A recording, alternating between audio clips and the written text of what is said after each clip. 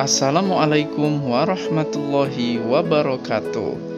Pada video kali ini saya akan menyampaikan aksi nyata modul 1.4 mengenai budaya positif.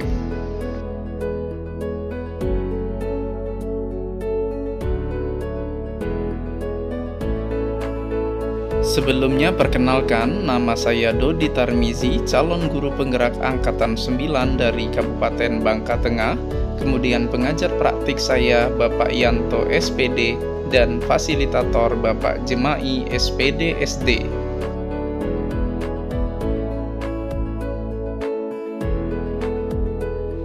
Berikut yang melatar belakangi aksi nyata yang saya lakukan.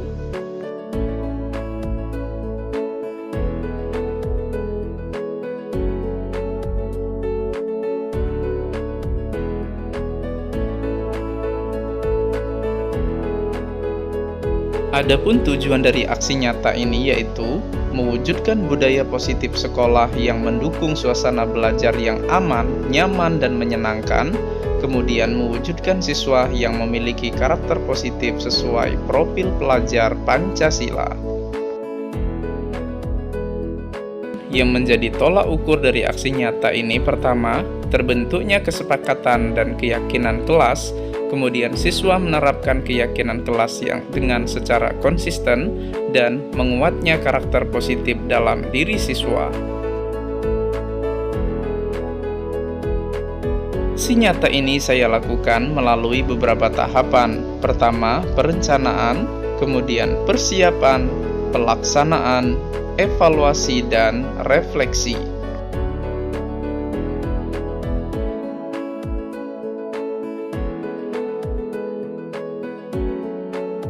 Pada tahap perencanaan, saya membuat bahan perencanaan terkait aksi nyata yang akan saya lakukan secara mandiri.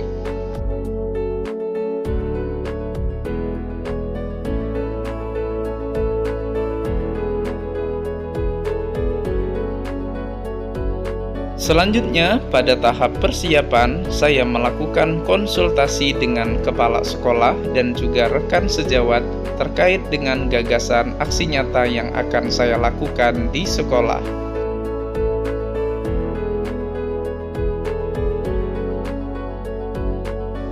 Pada tahap pelaksanaan, saya bersama siswa membuat kesepakatan atau keyakinan kelas, kemudian telah dijelaskan dan mereka semua mengetahui konsekuensi dari kesepakatan dan keyakinan kelas yang sudah dibuat bersama.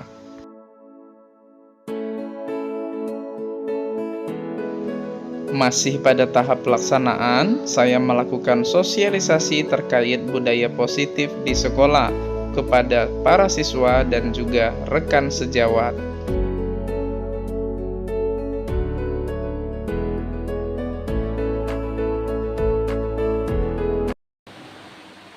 Assalamualaikum warahmatullahi wabarakatuh. Waalaikumsalam warahmatullahi wabarakatuh. Selamat siang Bapak Ibu semua. Siang. Apa kabarnya hari ini? Alhamdulillah luar biasa. Allahu Akbar. Tepuk tangan untuk kita semua. Baik Bapak Ibu, saya pikir tidak perlu perkenalan. Kalau sudah kenal semua, kalau tak kenal berarti kelewatan. Bapak Ibu. Pada pertemuan ini kita akan atau Bapak Ibu akan mengikuti kegiatan berkenaan dengan berbagi pemahaman, atau kalau istilah kerennya itu diseminasi atau berbagi pemahaman, yang mana materi ini itu tentang budaya positif di sekolah. Kalau di LMS Guru Penggerak itu pada modul 1.4. Nah Bapak Ibu, sebelum kita mulai ke materinya, pertama kami diamanahkan untuk menyampaikan motivasi kepada Bapak Ibu semua, mari bergabung di Guru Penggerak. Jadi mari bergabung di Guru Penggerak. Bagi Bapak Ibu yang belum mendaftar, silakan mendaftar. Sekarang udah masuk angkatan 11 dan waktunya masih ada 3 hari karena terakhir tanggal 27 Oktober. Jadi silakan siapkan esainya yang belum mendaftar segera mendaftar. Terkait dengan apa dan akan menjadi apa kita nanti itu urusan nomor sekian. Tapi yang jelas dengan kita mengikuti diklat pendidikan guru penggerak ini, kita bisa makin banyak belajar, kemudian belajar berkolaborasi baik dengan sesama rekan kerja maupun di luar tempat kita bertugas, seperti itu. Jadi sekali lagi kami memotivasi Bapak Ibu semua yang belum mendaftar, mari mendaftarkan diri untuk mengikuti calon guru penggerak. Nah, selanjutnya Bapak Ibu, secara pribadi kami mengucapkan terima kasih kehadiran Bapak Ibu semua di sini merupakan sebuah motivasi, dorongan eksternal bagi kami. Kami apresiasi, kami berikan penghargaan kepada Bapak Ibu yang sudah berkenan hadir, meluangkan waktunya, yang mungkin banyak sekali pekerjaan-pekerjaan lain yang harus Bapak Ibu tinggalkan untuk mengikuti kegiatan diseminasi kita pada siang hari.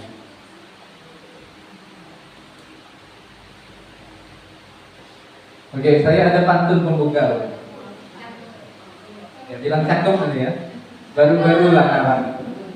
Dan tadi baru kalian ternyata kata-kata karenanya ada dua. Air mata jatuh berderai karena menonton film Korea. Karena yang datang sudah ramai. Sebaiknya kita mulai saja. Ulangi lagi Bapak Ibu. Assalamualaikum warahmatullahi wabarakatuh. Selamat siang, salam sejahtera untuk kita semua. Baik, materi kita itu tentang budaya positif. Nah, yang dimaksudkan di sini budaya positif di sekolah. Kalau tahun 2021 mungkin kita agak ngeri mendengar kata-kata positif. Kenapa kira-kira? COVID. Ya. Nah, pada saat itu orang menghindari kata-kata positif. Nah, tapi kali ini kita akan belajar materinya tentang budaya positif di sekolah.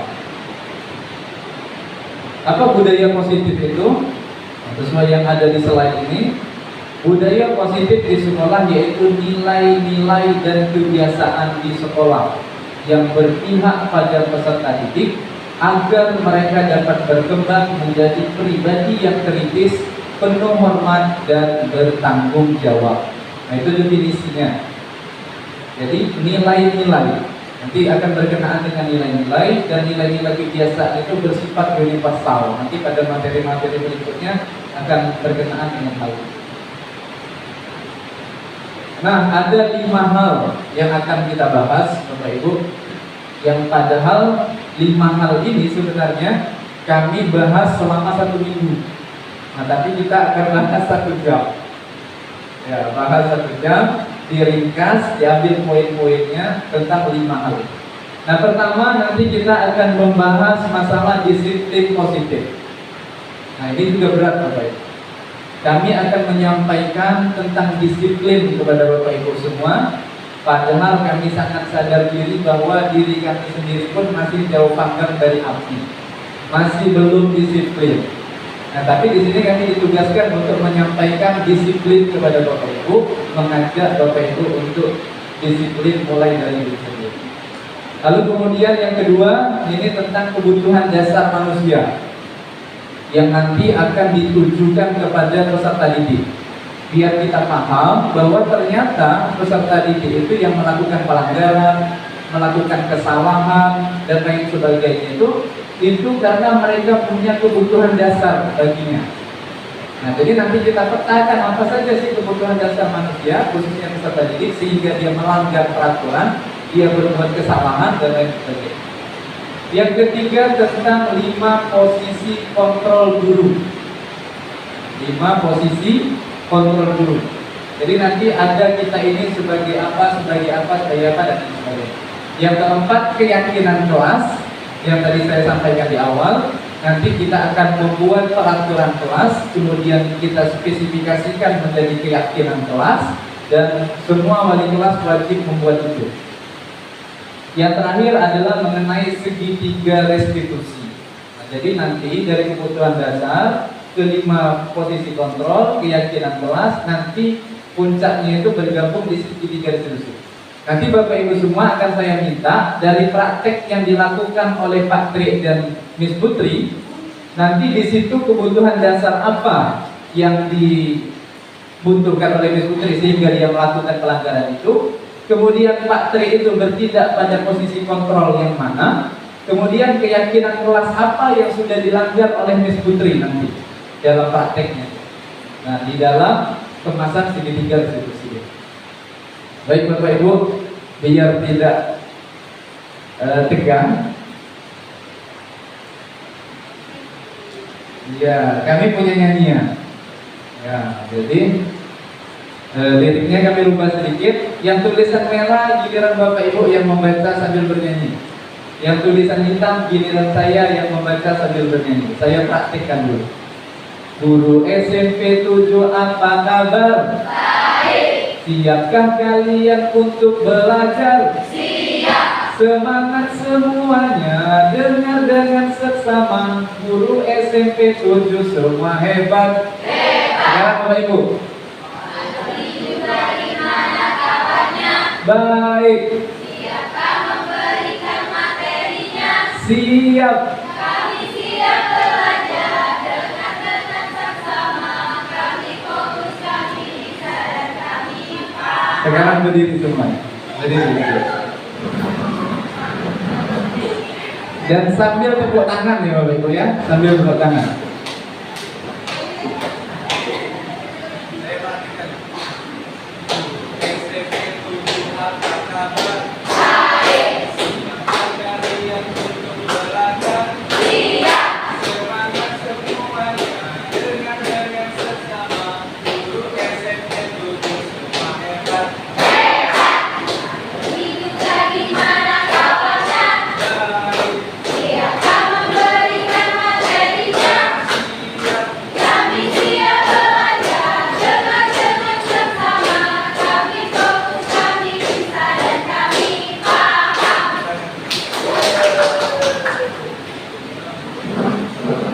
Menjadi anak-anak ya.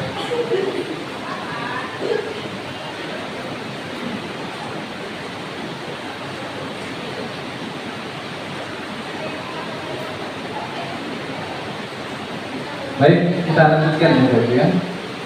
Jadi ada 5 tadi, ini akan kita bahas. Nah sekarang masuk ke yang pertama. Materinya tentang disiplin. Baik Bapak Ibu, apa makna disiplin? Nah, disiplin itu adalah kemampuan memerintah diri dalam mengontrol dan menguasai diri untuk memilih tindakan yang mengacu pada nilai-nilai universal yang saya sebutkan di awal tadi. Nilai-nilai universal yang kita hargai dengan penuh tanggung jawab tanpa perintah orang lain. Nah, jadi intinya disiplin itu adalah diri kita sendiri tanpa terpengaruh oleh perintah atau ancaman dari orang lain. Itu ya intinya. Nah, nilai-nilai kebijakan universal yang dimaksud tadi nilai-nilai seperti apa? Masih banyak sebenarnya selain yang ini, tapi diantaranya ini keadilan, tanggung jawab, kejujuran, bersyukur, lurus hati, berprinsip, kasih sayang, rajin, komitmen, percaya diri, kesabaran, dan lain sebagainya. Mungkin masih banyak nilai-nilai kebajikan yang bersifat universal lainnya. Jadi misalnya sini tanggung jawab. Oke, tanggung jawab. Nah, berarti orang disiplin itu dia bertanggung jawab atas dasar dirinya sendiri.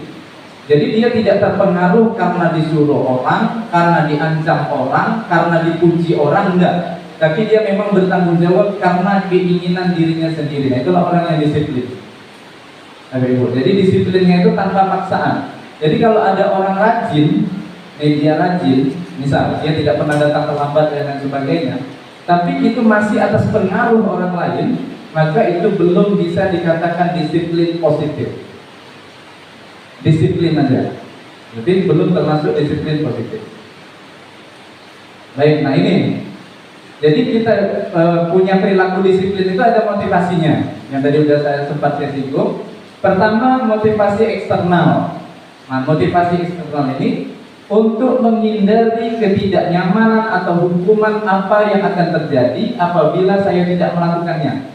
Oke ya, nah jadi misalnya gini, saya disiplin, kenapa? Karena saya takut dengan Pak Giri. Misal kalau saya datang terlambat, nanti saya dipanggil. Kalau saya tidak masuk tepat waktu ke kelas, nanti dipanggil Pak Giri, diberi teguran, dikasih SP. Misalnya, itu motivasi eksternal bagi kita untuk disiplin. Tapi itu belum baik, belum dimasukkan ke kategori disiplin positif ini. Disiplin aja, tidak negatif juga, tapi disiplin aja. Nah kemudian yang kedua yang menjadi motivasi kita untuk disiplin itu masih motivasi eksternal, itu untuk mendapatkan imbalan dari orang lain. Imbalannya bisa ujian, bisa hadiah. Jadi saya rajin masuk tepat waktu, pulang tidak pernah duluan, tidak pernah tidak masuk bekerja dan lain sebagainya. Kenapa? Karena mengharap pujian dari Pak Giri. Misalnya, jadi karena Pak Giri muji, Pak Giri nunjuk hadiah, Pak Giri nunjuk duit, nah akhirnya kita rajin, akhirnya kita disiplin. Nah kalau ini yang terjadi kepada kita, maka itu masih motivasi eksternal dan itu belum dikategorikan sebagai disiplin positif. Nah gimana yang disebut dengan disiplin positif? Yang harus kita lakukan adalah ini, untuk menghargai diri sendiri. Saya akan menjadi orang yang seperti apa bila saya melakukannya. Nah, jadi kita disiplin itu, kita datang tepat waktu, kita masuk ke kelas tepat waktu, kita tidak pulang duluan, bukan karena takut dihukum, bukan karena pengen dipuji, diberi penghargaan, tapi karena memang diri kita sendiri pengen disiplin. Nah gitu. Jadi karena memang kita menghargai diri kita sebagai insan, kemudian kita menghargai waktu, biar kita tidak istilahnya itu tidak terbuang-buang waktunya. Nah ini yang baru dikatakan sebagai disiplin positif. Nah Bapak Ibu, maka yang saya diseminasikan pada kesempatan ini tadi, walaupun saya sendiri menyadari masih jauh panggang dari api masalah disiplin ini, tapi mari mulai sekarang kita berupaya untuk punya motivasi internal biar bisa menjadi orang yang melakukan disiplin positif. Apa tadi? Yaitu kita pengen disiplin, pengen rajin, pengen bagus, pengen tanggung jawab, pengen adil dan lain sebagainya, nilai-nilai universal tadi. Tapi kita tidak dipengaruhi oleh siapapun. Kita tak butuh pujian, tak takut dengan hukuman, tapi kita memang bertekad menjadi orang yang disiplin. Nah, kira-kira seperti itu. Baik, ini ada ilustrasi. Coba Bapak Ibu baca dulu, kemudian nanti dua orang punya peran. Satu peran yang menutup tangan dengan sekuat-kuat hati, satu berusaha untuk membukanya. Ya, berhadapan berdua. Siapa? Pak Boy dengan Pak Tri mungkin. Ya. Berhadapan berdua. Jadi ada yang berperan menutup tangannya sekuat-kuatnya, ada yang berperan membuka tangannya itu dengan berbagai cara, menghalalkan segala cara. Bisa mengancam, bisa mendiskreditkan, bisa mengintimidasi, ya, bisa juga memuji, merayu, bisa memberi uang dan lain sebagainya. Yang satunya mempertahankan. Nah nanti kita lihat dibuka atau tidak. Oke, praktik dulu Bapak Ibu, silakan sekarang. Ada yang berperan untuk membuka tangan, ada yang berperan menutup. Dan nanti saya minta salah satu untuk mempresentasikan hasil dia berdua. Silakan. Mulai dari sekarang. Coba yang di sini siapa? Coba dulu. Oh ya, silakan Nagita sama Bu Irma. Ayo.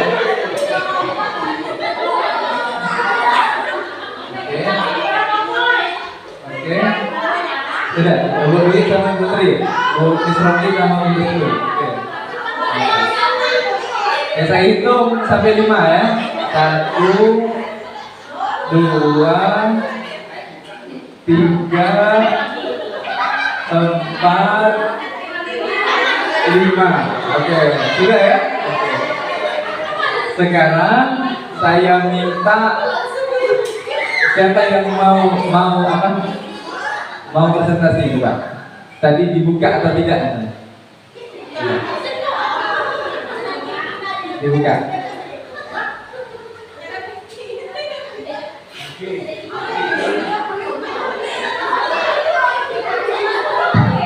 Oke, Bu Tri sama Bu Dwi ya? Oke, gimana tadi? Yang berperan nutup tangan siapa?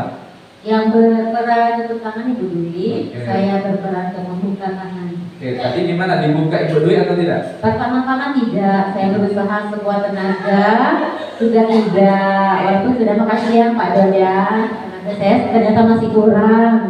Kemudian saya rayu juga tidak mempan. Ada lagi satu rayuan akhirnya mempan. Gak tahu tapi terlepas apa tidak. Nah, apakah membukakan rayuan saya atau mengikhlaskan diri membuka? Oke, tepuk tangan dulu Ibu. Oke. Terima kasih. Ada lagi yang di sini tadi? Siapa? Oh.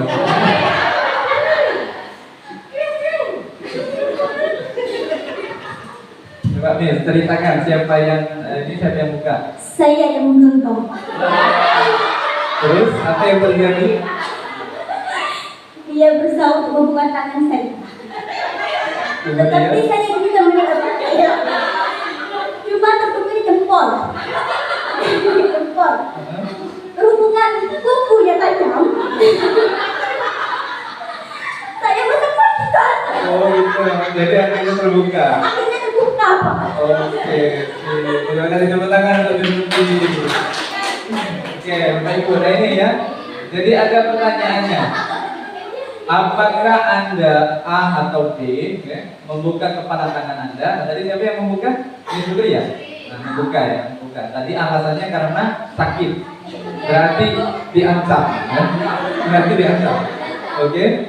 Nah, kemudian yang di sini jadi juga terbuka, ya? Terbuka karena bujukan dan rayuan. Setan terkutuk. Main-main aja. Nah, jadi ini Bapak Ibu, sekarang saya tanya, kira-kira Bapak Ibu yang menjadi pemegang kontrol itu menurut Bapak Ibu siapa? Yang mempengaruhi berusaha membuka atau yang menggenggam tangan? Yang membuka apa yang menggenggam? Yang menggenggam. Yang mempunyai peran penting itu siapa kira-kira? Karena kan gini tadi, lupa pula bacakan ini tadi. Itu kan dia tuh menganggap apa yang dia pegang itu sesuatu yang penting bagi hidupnya. Jadi dia akan mempertahankan sekuat tenaganya. Jadi menurut Bapak Ibu kira-kira yang pemegang kontrol di peristiwa itu yang menggenggam atau yang membuka? Yang berusaha membuka. Oke. Nah ini dia. Kita sendirilah yang memegang kontrol atas kepala tangan kita. Apakah kita membuka atau menutup kepala tangan kita, itu tergantung pada diri kita masing-masing. Jadi ibaratnya tuh balik ke masalah disiplin tadi ini maksudnya. Jadi balik gini, segala-galanya itu masih balik kepada diri sendiri. Men kita nak disiplin, cemane pun pengaruh dari orang. Mau kira tadi luka, diancam, diintimidasi, dirayu dengan bujuk rayuan yang tadi. Tapi kalau kita mau kuat tetap tidak mau membukanya, maka tidak akan terbuka. Sebaliknya, dimanapun kita, kalau terpengaruh oleh orang lain, contoh ya Bapak Ibu ya, misal kita punya mindset sendiri, dia tuh seger, misal sering datang terlambat, tapi tidak apa-apa. Kalau aku datang terlambat juga menjemput misal. Nah maka seperti itu Bapak Ibu, mindset kita yang seperti itu masih berpusat kepada motivasi eksternal. Nah harusnya gimana? Harusnya tadi sebagai pemegang kontrol, biarlah yang itu datang terlambat. Saya tak mau terpengaruh, pokoknya saya tetap disiplin. Nah kira-kira seperti itu. Jadi karena kita memegang kontrol diri kita masing-masing. Nah, jadi Bapak Ibu, mudah-mudahan dari materi yang masalah disiplin positif ini bisa memacu kita, bisa memotivasi kita untuk meningkatkan kinerja kita biar semakin disiplin dan tidak terpengaruh dari pihak manapun.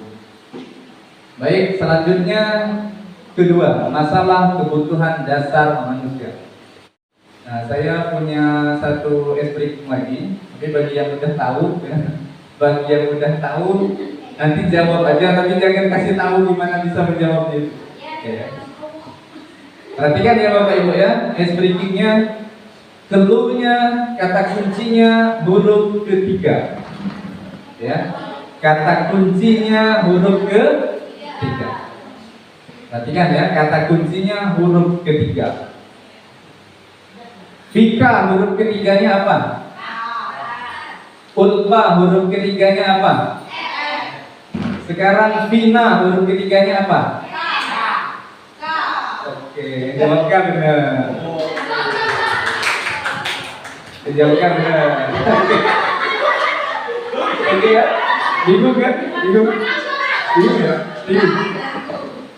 Kita hapus ya, hapus semua, tidak ada lagi. Sekarang clue-nya saya rubah menjadi huruf kedua. Ya. Kata kuncinya adalah huruf kedua. Rini huruf keduanya apa? Dodi huruf keduanya apa? Rosi huruf keduanya apa? Selanjutnya Ropi huruf keduanya apa? Oke. 60% udah mengerti, udah paham. Oke, sekali lagi. Sekarang kata-kata benda ya, kata-kata benda aja, jangan nama lagi. Jangan nama ya. Bingung ya? Bingung tanda berpikir. Oke. Sekali lagi, kita ke kata-kata benda. Kata kuncinya saya rubah menjadi huruf keempat. Ya. Clue-nya huruf keempat. Piring huruf keempatnya? Gelas huruf keempatnya? Kipas huruf keempatnya? Nah, sendok huruf keempatnya? Oke, yang jawab S benar. Udah tahu? Bis sudah tahu.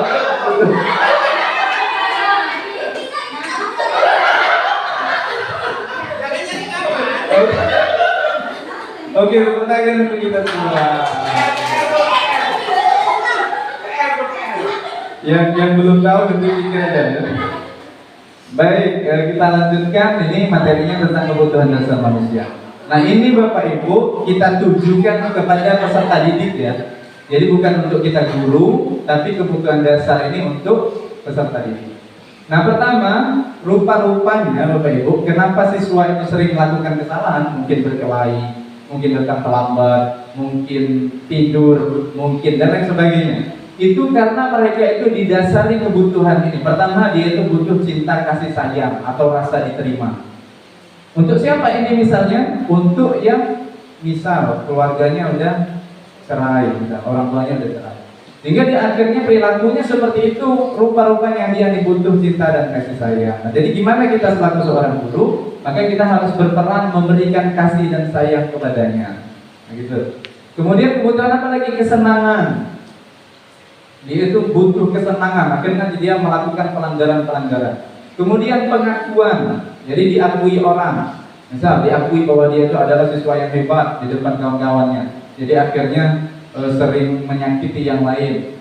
Kemudian kebebasan. Nah, ini kebebasan. Selanjutnya bertahan hidup. Contohnya misalnya bertahan hidup ini mungkin masuklah kategori si Agung itu. Yang dia sering tidak masuk karena pegawai, ya, bekerja. Nah, itu Bapak Ibu ya. Kita bukan untuk membenarkan ini semua, tidak. Tapi gimana maksudnya? Kita sadari bahwa siswa kita itu punya kebutuhan dasar, sehingga dia melakukan pelanggaran dan kesalahan itu. Jadi cara penyelesaiannya kita pusatkan dengan kebutuhan dasarnya itu. Nah, kira-kira seperti itu. Jadi kalau dia misalnya tadi butuh cinta dan sayang, gimana kita ini berperan memberikan kasih sayang kepadanya. Kalau dia butuh misalnya bertahan hidup, gimana mungkin kita mengusulkan ke sekolah biar dia dapat beasiswa dan lain sebagainya. Jadi kita cari solusi berdasarkan dengan kebutuhan dasarnya peserta didik. Selanjutnya, nah coba Bapak Ibu cermati ilustrasi ini. Silakan dibaca dulu. Saya kasih waktu 5 menit dan nanti beberapa menjawab pertanyaan ini. Apa yang Anda lakukan? Menurut Anda kira-kira apa alasan Agus melakukan itu? Jadi nanti balik ke sini ya. Kira-kira alasan Agus itu yang mana? Kebutuhan dasar yang mana ya? Ini kan ada 5. Cinta kasih sayang, kesenangan, pengakuan, kebebasan, bertahan hidup. Nah, jadi nanti petakan di sini yang mana kira-kira di antara 5 tadi sehingga Agus melakukan hal ini. Seperti itu. Kemudian apa alasan Agus melakukan hal itu? Silakan dibaca dulu.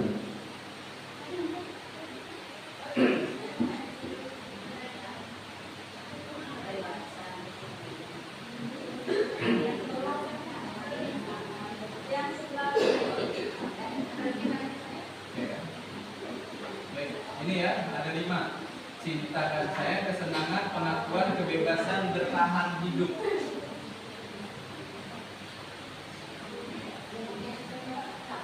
Oke. Baik, nah ini ilustrasinya.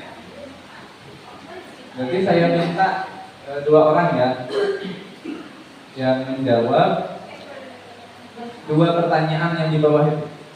Apa yang akan Anda lakukan? Kemudian menurut Anda kira-kira apa alasan Agus melakukan hal itu?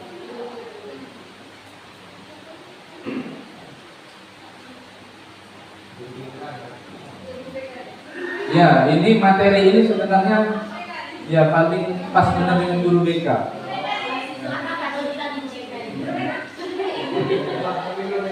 Tentang penyelesaian kasus peserta didik soalnya. Jadi sangat pas dengan guru BK. Tapi mungkin memang Lurus itu udah pernah belajar tentang segitiga restitusi, kok. Segitiga restitusi pernah nggak? Belum. Ya sudah ya Bapak Ibu ya. Oke, saya minta Ibu Haja Ulfa.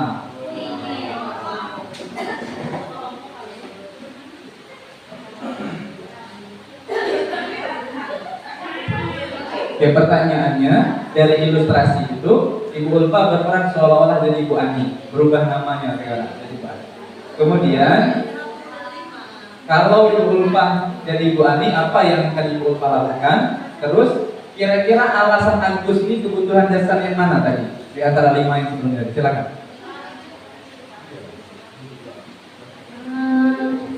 Kalau saya jadi Ibu Ani ya hal pertama yang akan saya lakukan ya bertanya kepada Agus, mengapa Agus melakukan hal itu?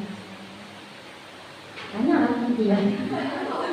Terus menurut Anda kira-kira apa alasan Agus melakukan hal itu? Itu berkaitan dengan yang kelima tadi ya? Gimana gitu? Saya bertahan hidup ya kayaknya. Nah makan. Jadi bertanya dulu untuk Ulfa. Ya, terima kasih. Ada jawaban lain Bapak Ibu selain bertahan hidup? Apa? Bertahan hidup juga pengakuan? Pengakuan ya. Dia pengen tadi dia apa? Kasih sayang. Oke. Kesenangan. Tadi hampir semuanya ya. Berarti hampir semuanya. Maka yang menjawab semuanya benar semua. Ya, jadi pertama ini, kalau benar kata Bu Ulfa tadi, tindakannya akan bertanya. Nah, ketika dia bertanya nanti akan tampak kepada kebutuhan dasar yang mana. Kalau misalnya Agus menjawab karena lapar, itu berarti dia kebutuhannya bertahan hidup. Kalau misalnya Agus menjawab ia senang temannya jadi memperhatikan dia, berarti kesenangan. Nah, kalau misalnya Agus dia merasa hebat tadi, berarti butuh pengakuan kata Pak Boy tadi. Kalau dia pas ditanya dia merasa bosan, bekal yang dibawa ibunya karena membawakan bekal yang sama itulah, berarti dia pengen kebebasan. Kemudian kalau Agus mengatakan dia instan saja, berarti itu apa? Oh, yang ini kesenangan, yang ini saja apa? Diterima, kebutuhan diterima, kasih sayang. Nah, jadi semuanya itu bisa benar, ya Bapak Ibu ya, tergantung dengan gimana kondisi jawaban dari peserta didik tersebut. Nah, jadi gimana maksudnya? Kalau kita melihat kasus-kasus peserta didik, jangan langsung kita justifikasi. Jangan kita langsung kami kurang ngajar, kami buat jadi contoh. Tapi kita tanya, kita telisik mengapa dia melakukan hal itu, kemudian biarkan dia mengemukakan pendapatnya, kemudian kita selesaikan berdasarkan dengan pendapatnya tersebut. Kita penuhi kebutuhan dasar kita. Nah, seperti itu. Baik, materi yang ketiga adalah tentang 5 posisi kontrol guru. Pernah mendengar ini Bapak Ibu? Belum. Baik. Sekarang 5 posisi kontrol guru. Ada 5 posisi kontrol kita. Ya, yang pertama itu sebagai penghukum. Ya, Bapak Ibu ya, nanti kita lanjutkan di slide berikut. Kedua sebagai pembuat merasa bersalah, nyuruh siswa menjadi merasa bersalah. Kemudian yang ketiga berperan sebagai teman kontrolnya. Kemudian yang keempat pemantau, yang kelima sebagai manajer. Nah, yang manajer inilah nanti yang paling tinggi kedudukannya, yang harus kita mulai lakukan. Nah, ini dia. Kalau penghukum tadi itu gimana? Seorang penghukum bisa menggunakan hukuman fisik maupun verbal. Nah, jadi gini Bapak Ibu. Gak datang terlambat. Ayo Pak, ayo Bu, lari lapangan 10 kali. Itu posisi kita berada di penghukum. Kontrol guru yang kita pakai pada saat itu sebagai penghukum. Dan ini paling rendah, posisi kontrol yang paling rendah, yang paling harus dihindari oleh seorang guru. Kedua sebagai pembuat merasa bersalah. Ini dia. Bersalah biasanya guru akan berusaha lebih lembut. Dia ngomong gini, gara-gara kalah seni, gara-gara kalah buat seni, jam pelajaran kita jadi habis, kalah yang buat seni. Jadi makanya kita membuat dia down, akhirnya kita, teman-temannya, dan dia sendiri sampai menghakimi bahwa dirinya itu adalah orang yang sangat bersalah. Nah, ini juga tidak termasuk budaya positif. Yang dua ini tidak termasuk budaya positif dan harus kita hindari peran kontrol ini sebagai seorang guru. Lalu yang mana yang harus kita lakukan? 3 hal ini. Yang ketiga ini teman, kemudian pemantau, manajer. Nah, kalau teman ini kita bertindak sebagai teman dengan dia. Guru pada posisi ini tidak akan menyakiti murid, namun akan tetap berupaya mengontrol murid melalui persuasi. Jadi pendekatan secara personal, kira-kira seperti kita ajak duduk, ajak ngobrol dan lain sebagainya. Nah, pemantau memonitor, berarti mengawasi. Jadi contohnya misalnya kada datang terlambat, Nah, berikutnya Bapak tidak mau lagi melihat kada datang terlambat. Besok Bapak akan melihatkan terlambat atau tidak. Nah, jadi sebagai pemantau dia. Yang terakhir itu manajer. Nah, manajer ini posisi yang paling dihendaki oleh budaya positif di sekolah.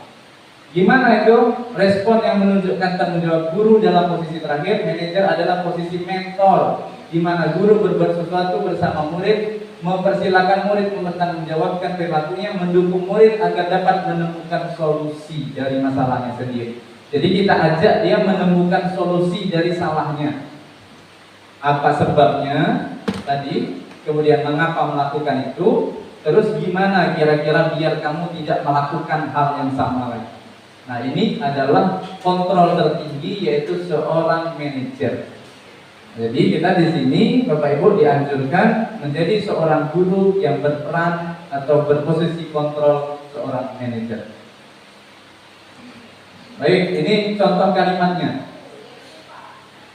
Nah, ini kalau yang membuat merasa bersalah, saya kecewa sekali dengan kamu. Mungkin sering sekali kita mengatakan kata-kata ini dengan anak, dengan siswa. Lu dengar kamu ngeselin kamu. Kita mungkin sering mengatakan itu. Nah, ini posisi kita pada saat itu sebagai pembuat merasa bersalah. Atau gimana? Kamu tidak pernah benar, salah terus pokoknya. Pokoknya salah, berarti benar. Kita menghukum dia. Atau bisa dengan bentuk fisik tadi, suruh keliling lapangan, suruh push up, kemudian ayolah lakukan demi ibu bapak. Nah, ini teman ya, kita sebagai teman. Ayolah nak, cobalah dulu, kami minta maaf dengan dia demi bapak, cobalah. Nah, itu posisi sebagai teman. Kemudian apakah kamu mau mendapatkan stiker bintang hari ini? Nah, ini dia berupa hadiah, ujian tadi. Sebagai pemantau. Jadi setiap dia melakukan hal yang baik itu, yang sebelumnya dia tidak mau, atau dia tidak lagi melakukan kesalahan itu, kita kasih dia imbalan. Bisa hanya berupa ujian imbalannya.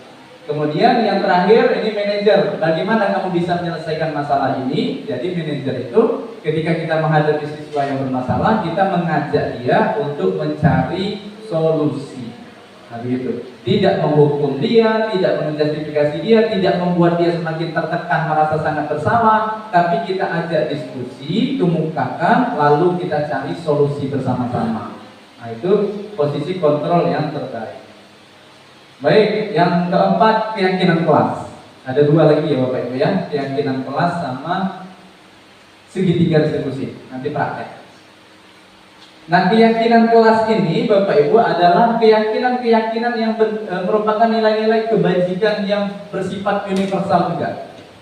Kebajikan, bukan kebijakan ya, tapi nilai-nilai kebajikan atau prinsip universal yang disepakati bersama terlepas dari latar belakang suku, negara, bahasa maupun agama. Nah, ini tadi yang ditugaskan oleh Pak Giri, Bapak Ibu wali kelas harus punya produk nilai keyakinan kelas masing-masing kelas. Kira-kira menurut Bapak beda tidak antara peraturan kelas dan keyakinan kelas? Beda. Apa kira-kira bedanya? Enggak.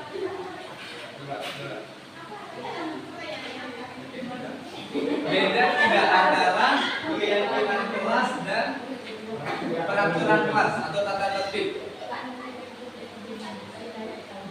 Mungkin menurut saya Pak, kalau peraturan itu hal yang tidak bisa dirubah dari sekolah itu, bukan merupakan kesepakatan dari anggota-anggota kelasnya. Tapi kalau keyakinan kelas itu kayak perjanjian itu, kayak kesepakatan jika ada anggota kelasnya yang tidak memasukkan baju akan kena apa, misalnya didata, sanksikan. Jadi itu adalah kayak kesepakatan bersama antara anggota kelasnya. Mungkin itu aja Pak. Super sekali. Tepuk tangan dong Bapak Ibu. Jadi sepertinya Miss Robi ini udah pernah juga membaca, ya. Setidaknya pernah mendengar ya tentang keyakinan kelas. Ya luar biasa. Ya benar ya. Jadi Bapak Ibu, kalau tata tertib, kalau peraturan kelas itu belum tentu disepakati bersama. Itu satu. Kemudian biasanya kalimatnya itu banyak dalam kalimat-kalimat yang negatif. Contoh, dilarang membuang sampah sembarangan. Nah, itu peraturan. Kata-kata dilarang itu kata-kata negatif. Jangan ribut di kelas. Kata-kata jangan tuh negatif. Nah, itu kalau peraturan. Tapi kalau keyakinan kelas, ya udah dispesifikasikan. Nah, misal ini saya ada foto satu. Nah, ini contoh yang kelas 8A. Nah, yang 8A. Yang 8A ini banyak ini. Tertib saat proses belajar dan mengajar. Terus apa lagi? Wajib piket umum. Nah, sekarang Bapak Ibu kira-kira wajib piket dan piket kelas dan piket umum ini masuk kategori nilai-nilai apa? Salah satu nilai-nilai itu tanggung jawab. Kemudian peduli, kebersihan, sopan santun. Nah, yang ini kira-kira masuk apa? Wajib piket kelas dan piket umum. Tanggung jawab. Nah, Bapak Ibu, keyakinan kelas itu tanggung jawab itu. Ini adalah peraturan kelas. Ini tata tertib kelas. Tapi keyakinan kelasnya tanggung jawab. Jadi sebenarnya dari 8 dari 8 poin ini bisa dispesifikasikan menjadi beberapa saja. Karena gini, yang wajib piket kelas dan umum masuk tanggung jawab. Kemudian yang terakhir.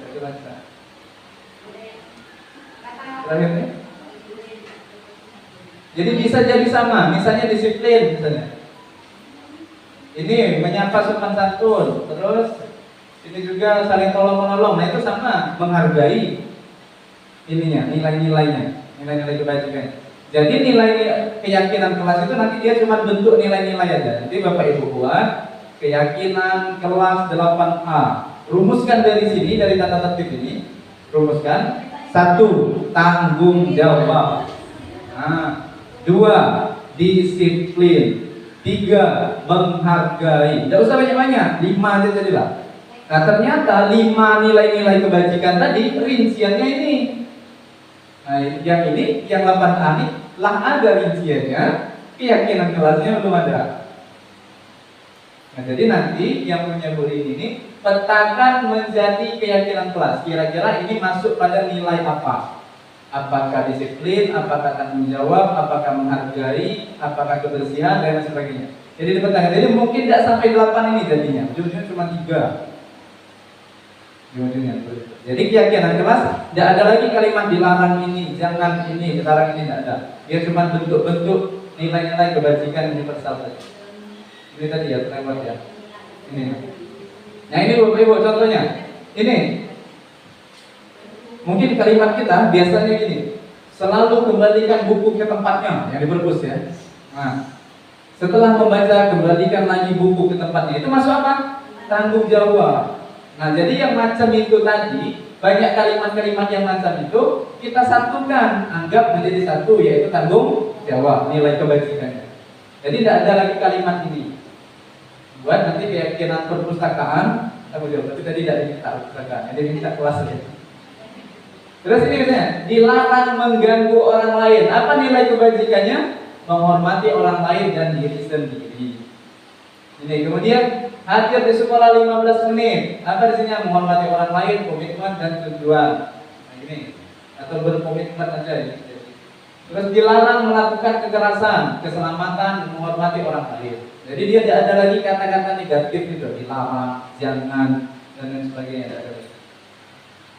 Oke, nanti saya share tentang nilai-nilai kebajikan itu ya. Apa saja nilai-nilai kebajikan. Kemudian nanti Bapak Ibu buat tata tertib di kelas, tempel di kelas, terus rumuskan ke keyakinan kelas ada berapa kebajikan, nilai-nilai kebajikannya.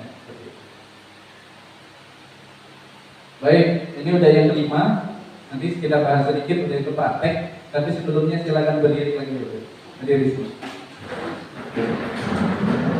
Ya, berdiri lagi. Kita ada lagi permainannya. Sudah sering kami praktekkan dengan siswa. Nama permainannya TDTA. Tembak dor, tebak angka. Oke? TDTA. Siapa yang saya tembak? Saya tembak dor, duduk Pak. Nanti ya. Biasanya tembak misalnya. Bisa kita contohkan dulu. Dor. Nah, Pak Erton duduk, Bu Vika sama Bu Oji keluarkan angka, tapi paling banyak 5. Keluarkan ini, Bu Vika juga keluarkan serta mengeluarkannya. Kemudian jumlahkan berapa jumlah angkanya. Siapa yang paling cepat dia yang menang, siapa yang lambat dia yang kalah.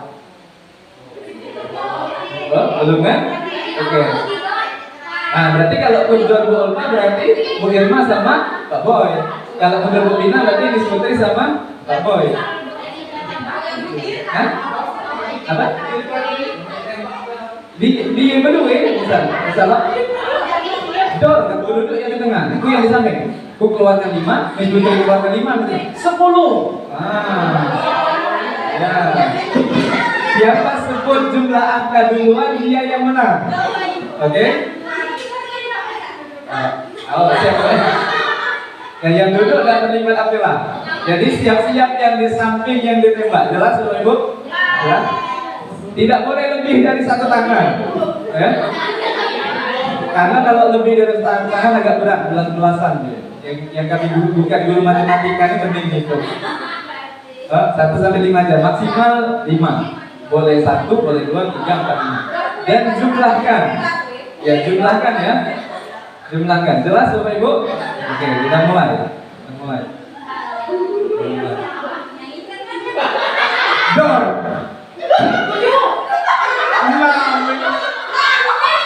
Berapa?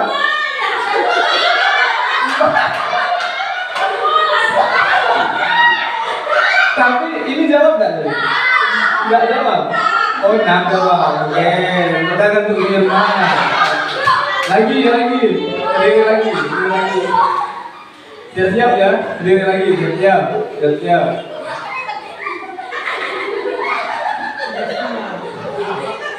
Siap-siap ya. Dor.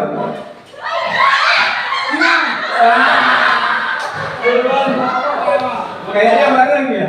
Bareng kayak menang semua. Lagi 1 kali lagi ya. 1 kali lagi.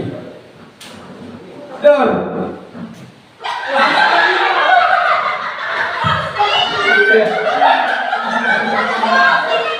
Kelihatan Rachel. Oke, tepuk tangan untuk kita semua. Baik. Ini ya, itu kadang-kadang kami sering yang akhir-akhir ini kami ngajak siswa ke lapangan itu. Nah, kayak itu. Jadi siswa kadang-kadang ingin deh. Jadi materi terakhirnya tentang segitiga restitusi. Ya, Bapak ya. Ini oncak dari materinya. Jadi hubungan posisi kontrol tadi, hubungan kebutuhan dasar manusia, lalu hubungan apa yang satu tadi? Apa tadi? Lagi lupa. Kebutuhan dasar manusia, 5 posisi kontrol guru, keyakinan kelas. Nah, hubungan materi itu tadi ke sini dia berpusat ke penerapan segitiga restitusi. Nah, ini mentak pala kemarin. Mahamin tidak udah dan tugasnya banyak benar masalah segitiga restitusi. Nah, jadi Bapak Ibu, segitiga restitusi ini adalah sebuah metode cara yang bisa kita lakukan untuk mencari solusi dari permasalahan yang terjadi kepada siswa kita.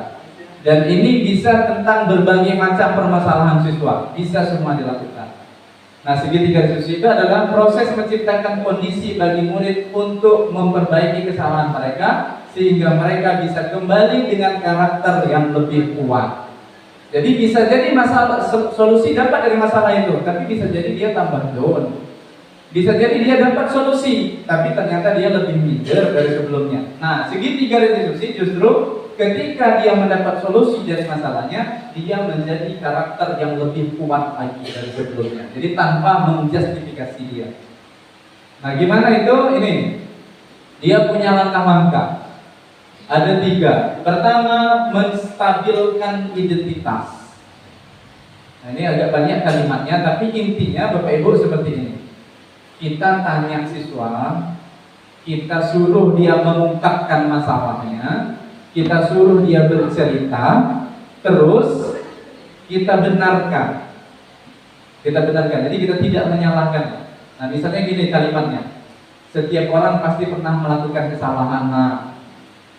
Ya, kamu salah, nah. Tapi Bapak tahu kesalahan itu orang semua bisa melakukannya. Nah, gitu. Jadi kita seolah-olah membela dia, jadi dia tidak merasa disalahkan. Kemudian kamu bukan satu-satunya orang yang pernah melakukan itu. Bapak ini pernah lah dulu, waktu Bapak sekolah dulu, Bapak tuh kelainan, sampai lagi kak. Nah, kalimat ini betul kata Bu Oji, kalimat ini segitiga restitusi ini sering sekali disampaikan oleh Pak Giri. Nah, yang diterapkan oleh Pak Giri itu kata-kata segitiga restitusi ini. Dia sering sekali. Kemudian dia nanti nanya tahap kedua ini, dia sering nanya Pak Giri tulisnya. Menurut kesalahan di mana coba? Sering kan itu tuh? Nah, ini di tahap kedua, validasi tindakan yang salah. Nah, Pak Giri lah jauh rupanya belajar tentang ini. Ya. Nah, jadi dia sering nanya, kadang-kadang dia sering ngajak siswa gitu. Ya sudah nak sering baik.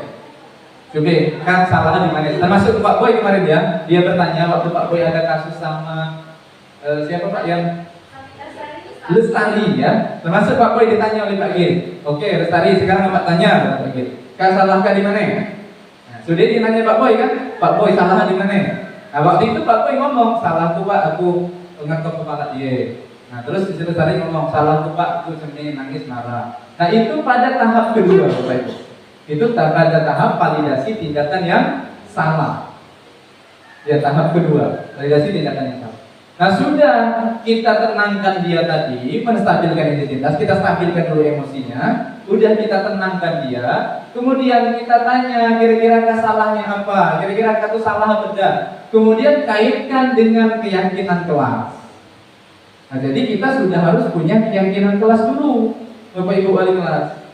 Nah, jadi nanti sudah dia ngaku salah di mana? Seperti Pak, aku tadi marah-marah, misalnya, aku tadi tidak sabar. Yang ketiga, sekarang kira-kira perbuatan kau melanggar keyakinan kelas kita tidak? Nah, gitu yang tahap ketiga ini, menanyakan keyakinan.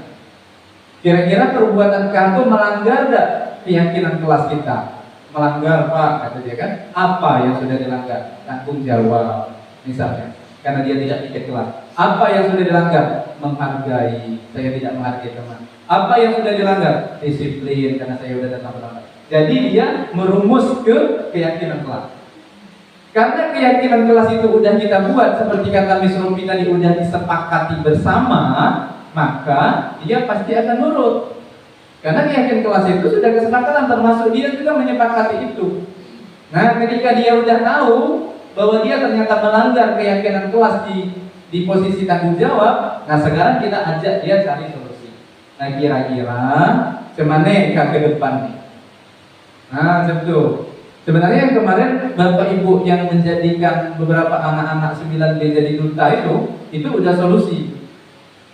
Udah solusinya. Jadi mereka sendiri akhirnya berinisiatif ingin menjadi duta. Jadi kalau mereka sendiri yang melaporkan kalau ada pembulian, nah itu udah tahap penyelesaian.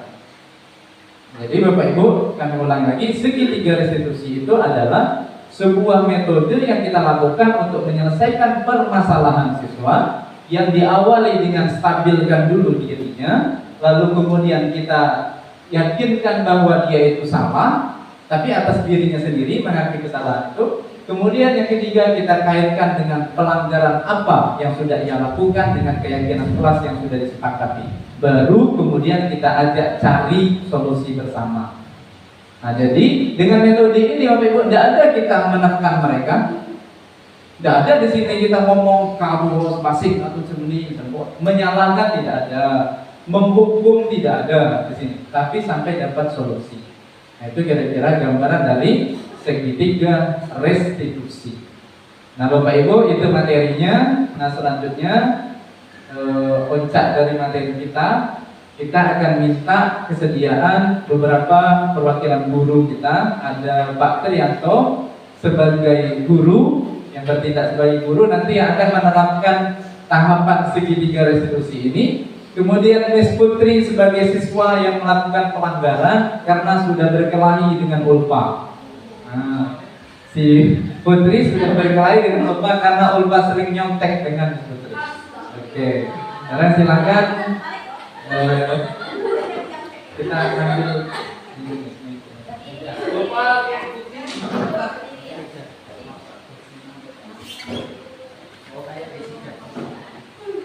Tengah-tengah sini, ya. Miss Putri kursinya di gini deh, ya. Miss Putri di sini, Kak Tri di sini.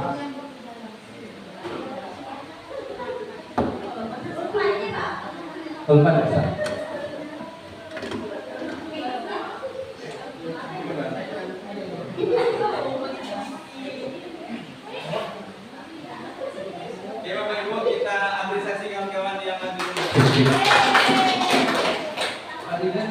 Kita akan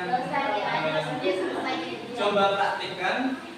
Di sini ada satu siswi yang sudah melanggar keyakinan kelas karena dia sudah berkelahi dengan siswi lain namanya Ulfa. Ya. Nah, nanti kita lihat bagaimana dia mengungkapkan pendapatnya dan bagaimana penyelesaian dari kepada Bapak Ibu. Kami silakan.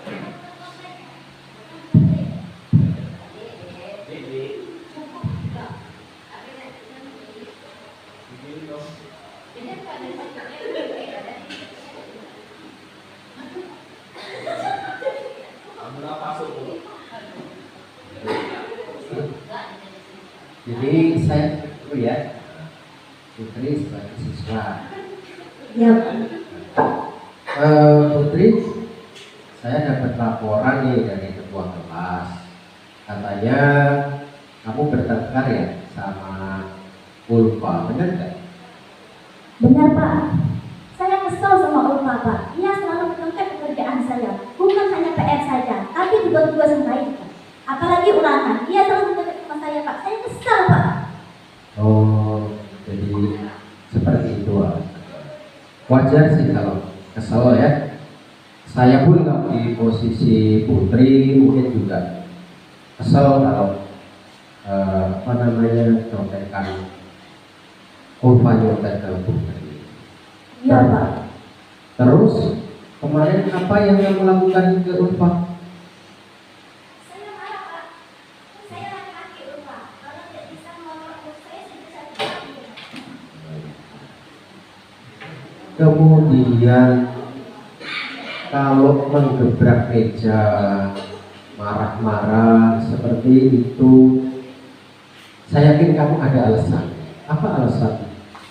Ya Pak, saya tidak mau Ulfa hanya menyebut saya saja, tapi saya mau Ulfa itu berusaha untuk menjawabnya sendiri Pak.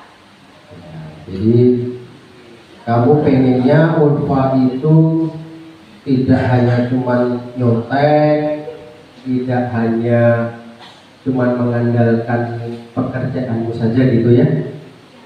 Nah, kemudian kira-kira nih coba sekarang dengan tenang, kamu tenangkan pikiran kamu tenangkan hati kamu.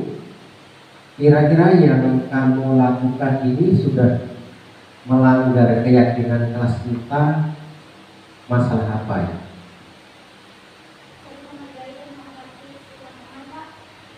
Oke, jadi menghormati dan menghargai secara kepada sesama ya, kepada teman.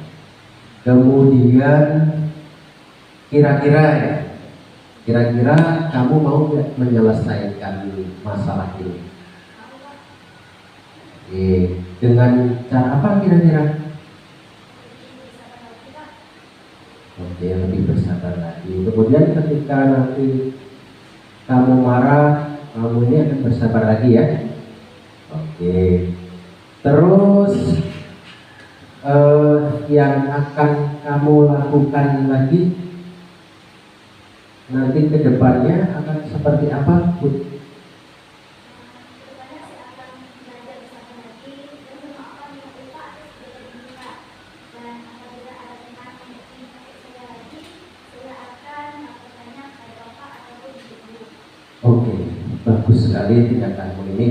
Nah ya, saya mengapresiasi, saya menghargai, dan mudah-mudahan kamu jadi contoh nanti untuk teman-teman yang lain apabila terjadi hal yang sama. Terima kasih kamu sudah kesini dan sudah menjelaskan ke Bapak. Sekarang silahkan kembali ke kelas. Sama-sama.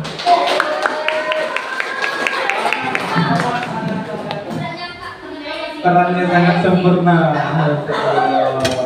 Ya. Nah, oke ya Bapak Ibu ya. Nah, jadi udah sangat sempurna menurut saya ya. Cuman ada satu tadi yang mungkin ketinggalan, itu nanyakan kira-kira kesalahan kamu di mana. Nah, ya, salah tadi dia mengakui misalnya tadi dia udah gebrak meja. Gitu. Nah, tapi sudah sangat sempurna menurut saya. Kira-kira Bapak Ibu seperti itulah gambaran kita menerapkan segitiga restitusi. Kira-kira gambarannya seperti itu, dan mudah-mudahan nanti mulai dari diri kita masing-masing, kita tidak lagi berperan sebagai penghukum terhadap siswa kita, kemudian tidak lagi sering berperan sebagai membuat mereka bersalah, ya, tapi lebih kepada menjadi teman, lebih kepada pemantau, dan tadi manajer. Nah, manajer salah satunya itu dia menerapkan segitiga restitusi dalam penyelesaian masalah-masalah yang terjadi pada peserta didik. Nah, Bapak Ibu, inilah materi kita pada siang menjelang sore hari ini, dan mudah-mudahan bermanfaat untuk kita semua. Lalu kemudian kalaupun ada pengetahuan-pengetahuan yang kita ambil, kita terima dan kita berusaha untuk menerapkannya sebagai tugas kita selaku seorang guru. Nah, kami mohon maaf kalau seandainya ada kata-kata yang salah dalam penyampaian dan memandu materi ini, dan kepada Allah dengan kerendahan hati kita sama-sama mohon ampun.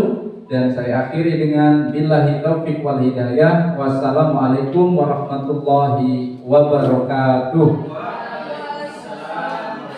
Terakhir, aplaus untuk kita semua. Terakhir, melakukan evaluasi dan refleksi terkait aksi nyata yang saya lakukan.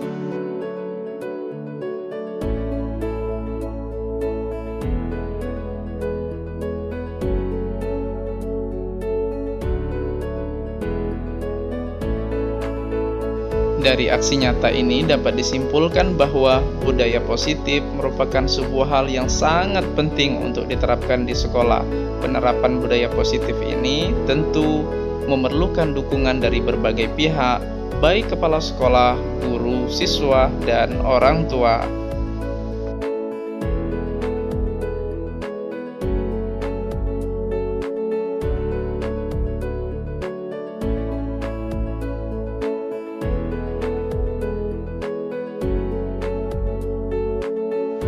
Demikian aksi nyata yang telah saya lakukan. Terima kasih atas perhatiannya.